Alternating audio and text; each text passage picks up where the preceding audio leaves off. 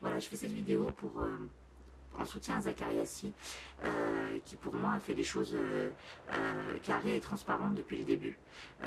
Voilà, moi je suis l'histoire de Marois depuis 2016, depuis ses débuts où Zacharia tenait le snap de l'association. Euh, voilà, j'ai vu tout, tout l'investissement qu'il a pu y faire dans ce projet. Euh, j'ai vu aussi sa mise à l'écart de, de, de, de l'association. Euh, et d'ailleurs, à cette époque-là, j'étais peut-être aveugle, mais j'ai pensé que Zacharia était un escroc, effectivement, parce que le papa a une force, une force qui fait qu'il sait convaincre les gens. Et étant donné que Zacharia s'était retiré sans forcément beaucoup d'explications et de preuves, à cette époque-là, j'avais vraiment douté de Zacharia, mais je lui ai laissé le bénéfice du doute. Et je l'ai suivi sur l'autre Snap, j'ai vu toutes ses actions. Euh, j'ai vu tout l'investissement par rapport aux Rohingyas, aux familles syriennes et autres enfants dans la souffrance. Et finalement, je pense qu'il est temps maintenant que les choses, euh, les choses soient dites.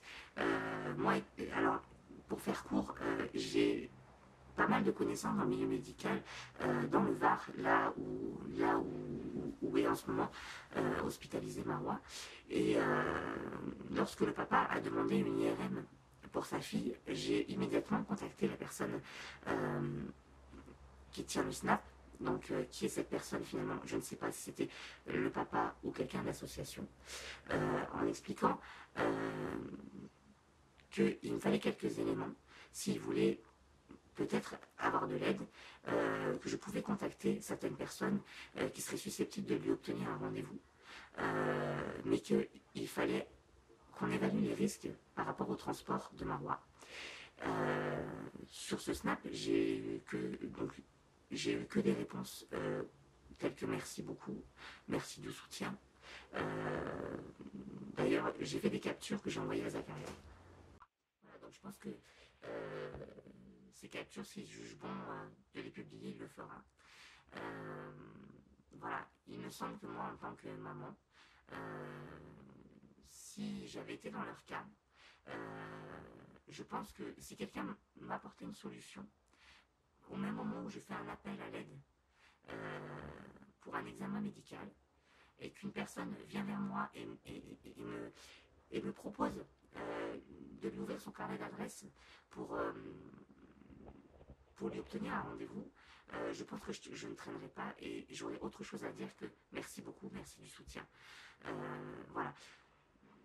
Ensuite, avec le temps, pas mal de questionnements s'imposent, tels que cette cagnotte Litchi qui a été faite l'année dernière à propos de, du projet d'aménagement de la chambre de Marois. Euh, on n'a jamais vu le jour finalement. Il me semble, après réflexion, c'est vrai que sur le moment, on est tous pris par l'émotion et on fait des dons et on ne réfléchit pas. Mais effectivement, Marois, dans l'état où elle est, c'est obligatoirement euh, qu'elle a accès à la MDPH. Donc, pour ceux qui ne connaissent pas, la MDPH, c'est une allocation par rapport à l'handicap de la personne concernée. Et la LD, qui est un remboursement à 100% des soins qui concernent la pathologie pour lequel l'enfant est suivi. Voilà, donc déjà, il me paraît quelque peu bizarre que ces organismes-là n'aident pas financièrement les parents de Marois. J'aimerais rajouter aussi que lorsqu'on a un enfant lourdement handicapé, il y a aussi, et je pense que les parents de Marois ont dû être quand même conseillés, soit par des avocats, peut-être des assistantes sociales au sein de l'hôpital, qui ont, je pense, dû leur dire que quand on veut aménager une pièce pour le retour au domicile d'un patient, en HAD, la CAF finance parfois, je dirais pas à 100%, parce que là par contre je n'en suis pas persuadée, mais au moins à 80% les travaux qui concernent l'aménagement de la chambre d'un enfant malade ou d'une personne adulte dans les besoins de retourner dans son foyer. Voilà, donc il me semble aujourd'hui important de soulever cette question, de se dire cet argent, cette cagnotte Litchi qui a été créée l'année dernière était faite pour ce projet-là. Alors effectivement, ce projet n'a pas abouti, sachant qu'il y aurait pu avoir d'autres alternatives pour ce projet. Bon, effectivement, le papa est parti en Chine pour y rencontrer des médecins. Peut-être il est, je pense, possible que cet argent ait servi à ce déplacement-là, ce qui serait pour moi pas choquant. Maintenant, aujourd'hui, je me demande pourquoi il demande encore de l'argent, sachant que Marwa est toujours hospitalisé, donc est toujours sous ALD, et donc ils n'ont aucun soin à payer pour leur enfant, et que lorsque j'ai proposé de l'aide, il n'y a eu aucun retour finalement, comme si finalement l'IRM n'était pas si précis que ça. Voilà, donc pour revenir à mon témoignage et à ce que j'ai pu découvrir après le fait que sur les snaps, on ne répond que très brièvement, que par des merci, alors que pour l'instant, je n'avais encore rien fait, puisque j'attendais des réponses concrètes pour pouvoir évaluer, encore une fois, le risque sur le transport de Marwa, étant donné que l'établissement dans lequel elle est hospitalisée à l'heure d'aujourd'hui n'est pas équipé d'IRM, donc le transport de Marwa est obligatoire en cas d'IRM. Voilà, donc j'avais juste besoin de ces réponses-là dans leur intérêt. Je n'ai rien à y gagner, ne serait-ce que je suis consciente que cette IRM ne changera rien à l'état de Marwa, qui est malheureusement une pathologie qui est irréversible, mais je me suis investie dedans parce que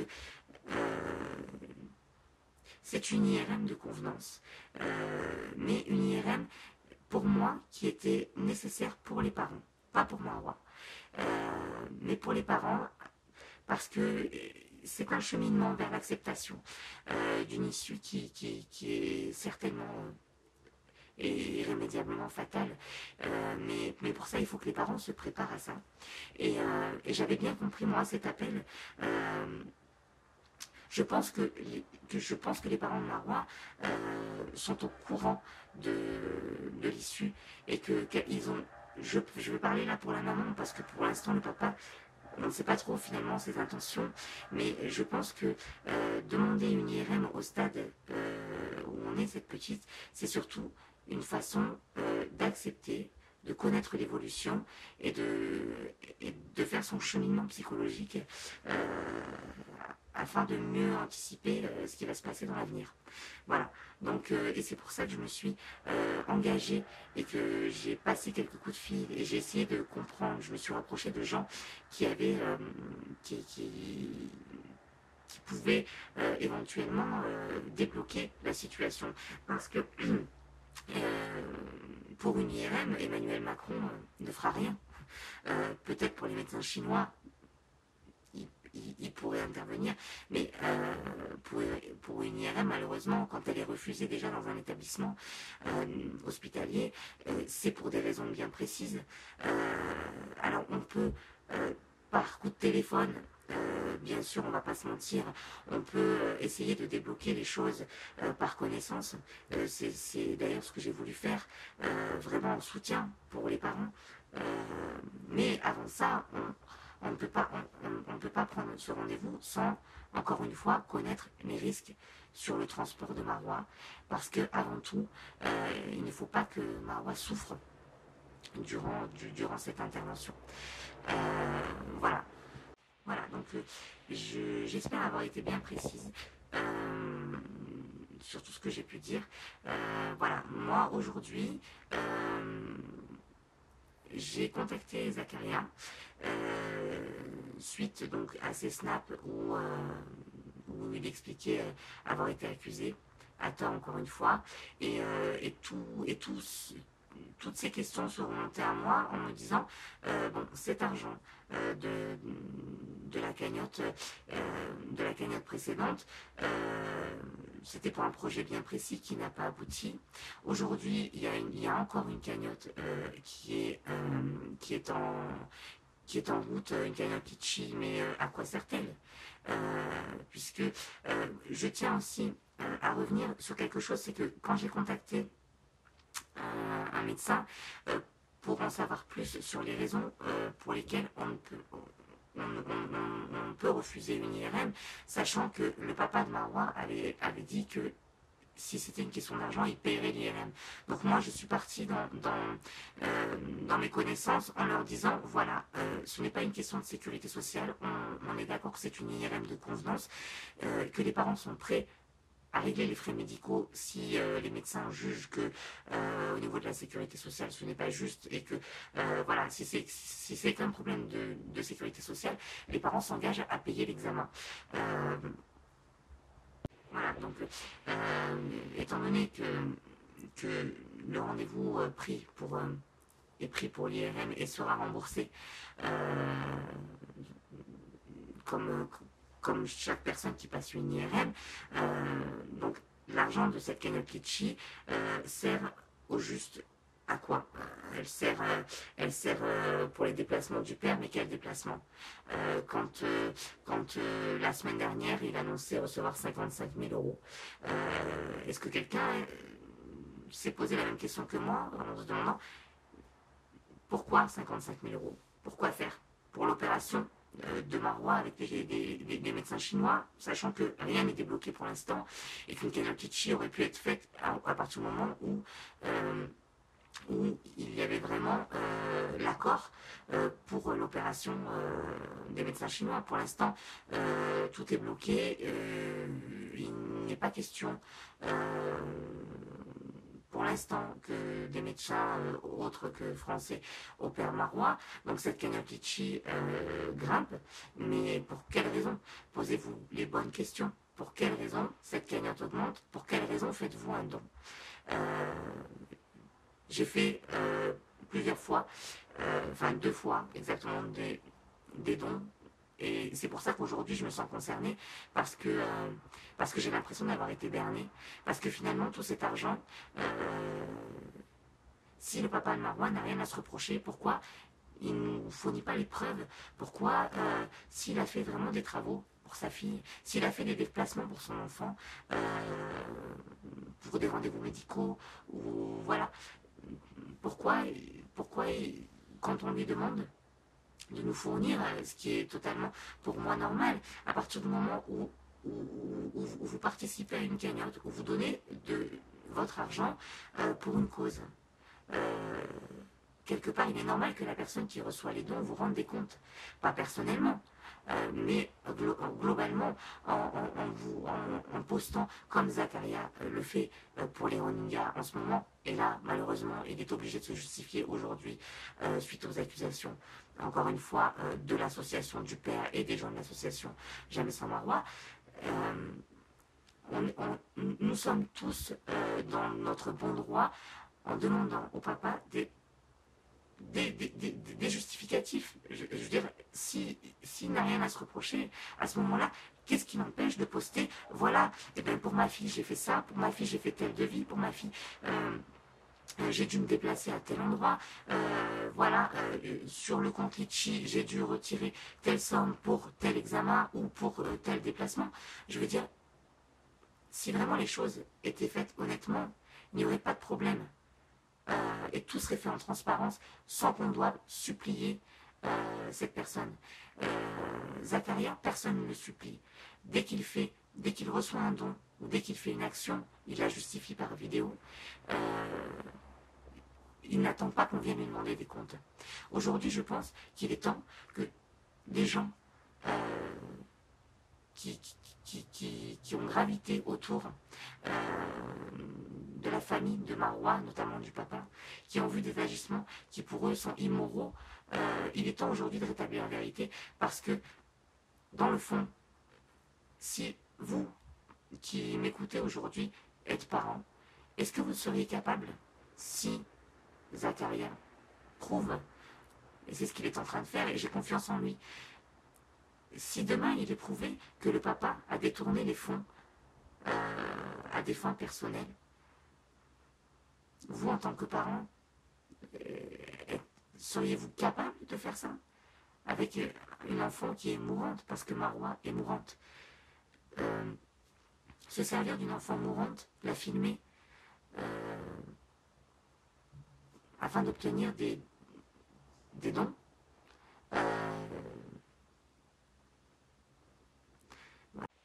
parce que finalement, la situation de Marois depuis 2016 n'a pas changé, à part qu'elle a changé d'établissement médical. Tout cet argent récolté, on a besoin de savoir dans quoi il a été investi. Et si c'est pour vraiment, si il est prouvé demain, si le papa de Marois demain nous sort tous les justificatifs, on l'aura accusé à tort, peut-être. Mais moi personnellement, je pense que quand on est vraiment dans le besoin et qu'il y a une grande mobilisation comme celle de l'association Jamais sans Marois, avec beaucoup de dons, je pense que le minimum est de justifier dans quoi partent les dons. Parce que je pense que il y a des gens qui ont du mal à joindre les deux bouts et qui ont quand même participé, et qui ont quand même fait des dons. Et au final, qu'est-ce qu'on a aujourd'hui? On a toujours la même situation avec cet enfant qui est toujours dans un lit d'hôpital. Et rien n'est fait autour, sauf des voyages pour récupérer une fois un voyage vers les médecins chinois. Mais ensuite, on n'a rien d'autre, à part un papa qui pleure pour une IRM. Mais où est passé cet argent? Voilà, on veut juste des justificatifs. On veut juste des preuves de la bonne foi du papa. Et je pense que Zakaria a été traîné dans la boue. S'est tu parce que pour lui, il n'avait pas le temps de passer ses journées à se justifier l'année dernière. Sauf qu'aujourd'hui, il est sali. Et que, contrairement au papa de Marois, lui, il est capable de vous montrer toutes les preuves de sa bonne foi. Maintenant, je mets au défi le papa de Marois d'en faire autant. Je mets au défi le papa de Marois de nous montrer tous les justificatifs des dépenses qui ont été faites pour Marois par rapport au total des dons récoltés. Voilà. Et voilà, j'envoie toute ma force à Zakaria, parce que je sais ce qui vit en ce moment, c'est pas facile.